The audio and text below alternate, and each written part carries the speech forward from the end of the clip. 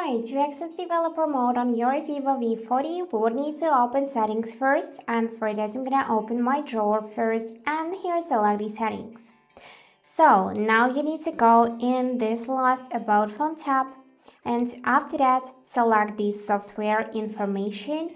And what we are gonna do now, we need to tap 7 times on the build number. Let me show you. 1 2 3 4 5 6 7. And now we are entering our phone's PIN code. And now I am a developer, so to check this feature we would need to return back in the settings. Here select the system tab, and now we can see the developer options.